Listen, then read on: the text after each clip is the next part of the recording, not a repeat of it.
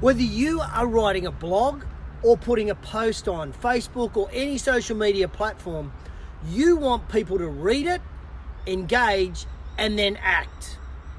Whenever you are putting anything on social media or a blog, you want people to read it, engage, and then act.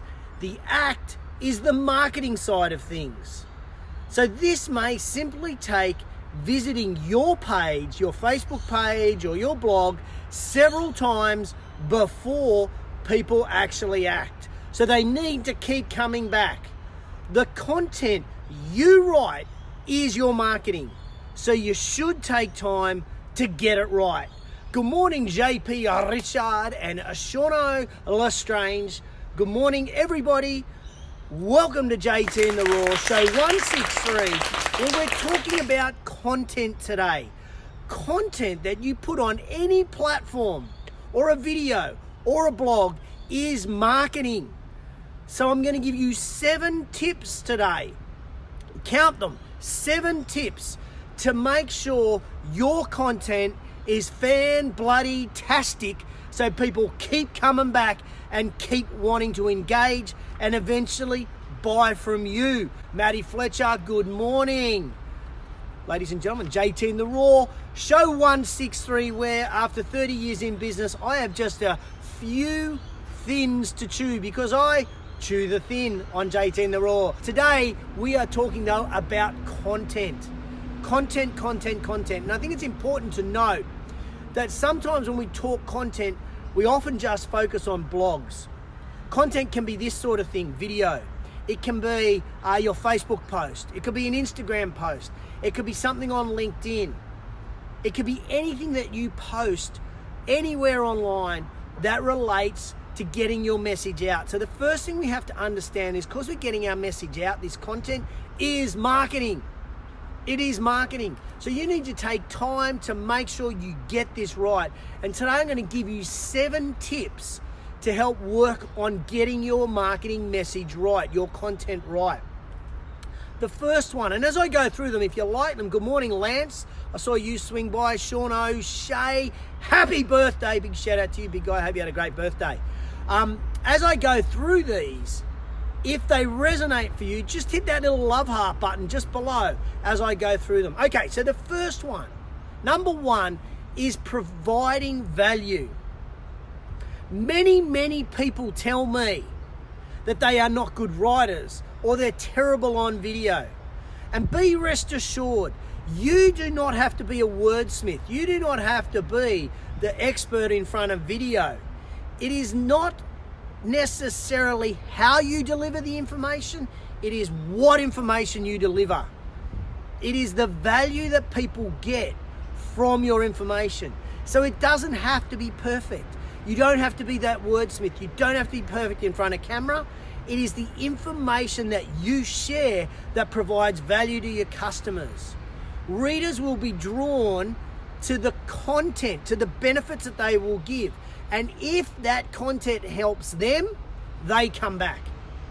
Let me say that again. If the content helps them, if it benefits them, they will come back. That's the key in developing great content that provides value. Okay, so here's what you need to do. Because your job, because you're writing the content, is to identify what your audience wants. What does your audience actually want? And then meet their needs with your content. So when you're sitting down and you're planning your content, as I was doing this week, working on my content strategy, consider your audience. And I've got some questions that I've written down here that I think you should consider when writing that content. Remember, it doesn't matter if it's a Facebook post or a blog or an email newsletter. Number 1 is, who are you writing for? Who are you writing for? You must be able to describe them very clearly. Number 2, what problems do the people you are writing for have? What pain points do they have in their life? Because when you can give them the benefits to that, then, ladies and gentlemen, they come back to your content. Is there any information or resources that you can get hold of that would interest them? Are there links to other websites? Are there downloads that people could get hold of? Is there anything that you could be like the hub of information that could distribute it out to people? And number 4, what content is currently trending in your niche, in your aspect, whatever business you are in? What content is trending? And can you add anything to that conversation? Can you add anything to that conversation? So let me give you that again. Number 1 is that you need to be providing value to the people that you want to read your blog, to watch your video, to engage with you on social media. You need to add value. So you need to know, who is your customer? What are their pain points? What benefits are they looking for? What resources are at your disposal to be able to distribute that information out to them so they come to you as that hub? And what content is currently trending, which could actually influence people reading it? Okay, this is where you start with value. Number 2, facts. People dig facts. People dig stats, people dig data, and it adds to your credibility as an authority figure when in the content you are giving, there is actual statistics backing up whatever argument, backing up whatever content you are delivering. Data and stats are very powerful. So make sure that you've got some in your content. Sometimes you can put it in your headline. The very first line of whatever you're delivering could be data, or it could be stats. Sometimes it could be in the body, or it might be the point, your concluding point. Any way you look at it, you want to include data, you want to include stats. Okay, do you like that one? Data, stats. Number 3, make it newsworthy. Okay, so the best content that you can deliver is newsworthy content. What does that mean?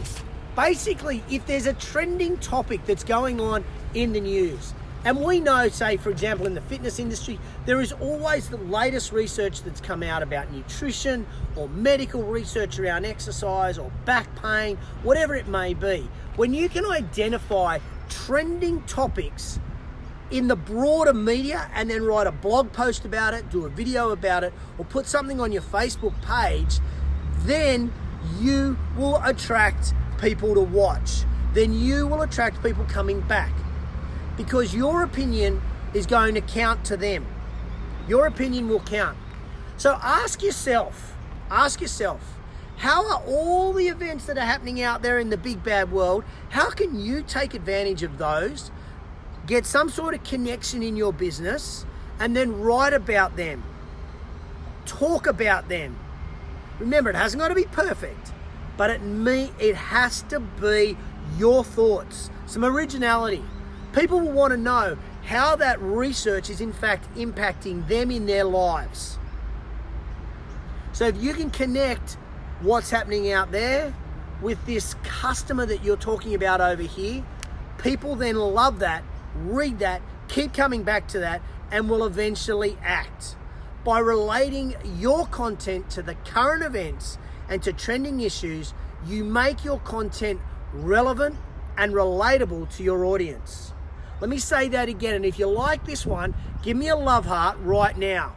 By relating your content to current events or trending issues, you make your content relevant and relatable to your audience. Thank you, Maddie Frost. Good morning, how are you? Andrew Hill, good morning, how are you? All right, number 4. This is a big one for me, and this is why I do JTinTheRaw. It's because we want to be personal. We need to be personal. The most powerful content that you can deliver is authentic, it's real, with a personal connection. So while you don't always have to provide personal anecdotes or points of view in every post, you need to try to add a personal touch. Why am I doing this show today on content? Is because this week in my business, I was working on content and I was trying to think, what am I going to write on? And so I did some research and I went, okay, what topics should I write on for my content strategy for my blogs? And that's what has spurred on this. This particular show has come from my learnings this week. I looked at one of somebody I follow on Facebook, and I watched his content this week, and I was scratching my head going, wow, that's really interesting. I'm not sure that is the best content to have. So again, that made me question if I can help you around content. So when you add these personal anecdotes, these stories in your blogs and your videos and your Facebook posts or any post on social media, it draws people back to you because it shows you're a real person. It shows there is a person behind the words. So don't be afraid to pull that curtain back a little bit so people can see who you actually are. People like to see who you are. So share these examples of stories to illustrate your points. Things that have happened in your life that can have some impact in other people's lives. Maybe acknowledge points of frustration in your business or in your life, or challenges that you have. Share that with the audience. And most importantly, write the way you speak. Write the way you speak. It's very challenging to get a ghostwriter to write exactly the same as the way you speak. So again, doesn't have to be polished. It can be rough. When I write, there are grammar errors, there are spelling errors, because when I talk shit, and I've got wrong grammar and wrong words in the wrong points, but I write the way I speak. So, number 4, if you like this one, number 4, in your content, be personal. Be personal. Number 5 is don't avoid the basics. If you aren't taking into account the actual users, your efforts will be largely wasted. So you need to optimize your content so it is really user-friendly. Okay, so when you're doing content, whether it's online, with a blog, or whether it's this Facebook thing, include keywords. Keywords in your titles, in your headline. Remember, your headline is the most important component. It's the first line that you're going to put in a blog post. It's the first thing you're going to say on a video. It's the first thing you're going to put at the top of any social media post. You need to make sure you've got keywords that will attract the attention of people. You need to make sure you've got a call to action. At the end of a blog post or a promotional content, what is that call to action? Another one is use good quality images. You can use stock images if you will, or you could use images from your own business. I spend a lot of time working out what my headline is. So for my blog post, for the first 3 seconds of JTinTheRaw, I write, rewrite to get the first 3 seconds of this video right, so that people go, oh, I want to stay on and watch this, or I'm going to hit that save button up over my shoulder there and come back and watch it later.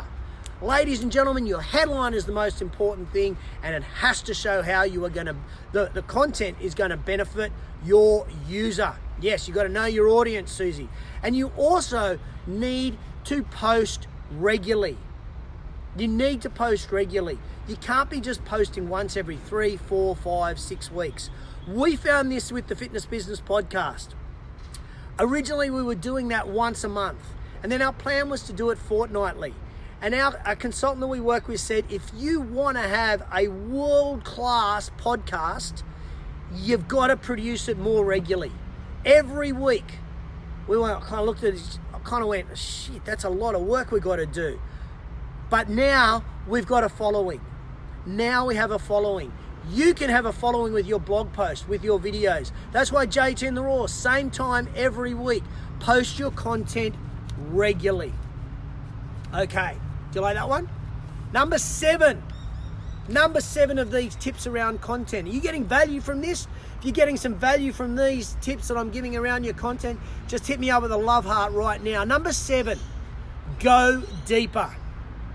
While adding personality into your content, like you, that authenticity of who you are, it is the depth of your content that can set your content apart from your competitors. When you plan your content, think about going really deep in the information. Be sure that you can provide information that is thorough, that is specific, and is useful to your audience. Those 3 again, thorough, specific, and useful, because this will attract a loyal following.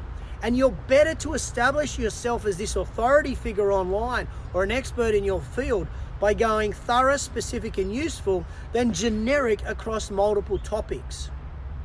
I would rather see you spend 250 words going deep on a topic rather than going shallow across 3 or 4 topics. So this is a key to getting traction online. Content, content, content. We have to understand that content is in fact marketing. Creating outstanding content requires hard work. It requires preparation. Don't settle for average content because most of your competition is delivering. Simon Hall, I didn't even see you there. Good morning, mate. Don't settle for average content because most of your competitors are in fact dealing in average shit. Instead, look for changes. Look for the small changes from today's show that could make your content pop, could make your content stand out and add so much value and quality to your user. Next week I've got quite a few coaching clients that I'm working with. I'm continuing to work on my content strategy. I'm going to be doing what I've just talked about today in more depth over the next week. And keep an eye on the Active Management blogs because hopefully they will resonate with you, because I understand as a former gym owner, former personal trainer, I kind of get what you want, the pain points. So I'm looking to share some of the solutions to that. Ladies and gentlemen, quote of the week. This is my favorite part of the show. Quote of the week goes this way: creating outstanding content requires a lot of hard work and prep. Creating outstanding content requires a lot of hard work and prep. Whether you're posting on social platforms, whether you're posting on blogs, whether you're doing videos, whatever you are doing, take time to get your content right. Prepare it. Creating outstanding content requires a lot of hard work and prep. Get it right, people will keep coming back. Thanks a lot for tuning in to JT and the Raw. Whether you're watching live or on replay, it's just started to rain here at North Sydney Oval. I will catch you next Friday, right here, same time. Catch ya on the flip side.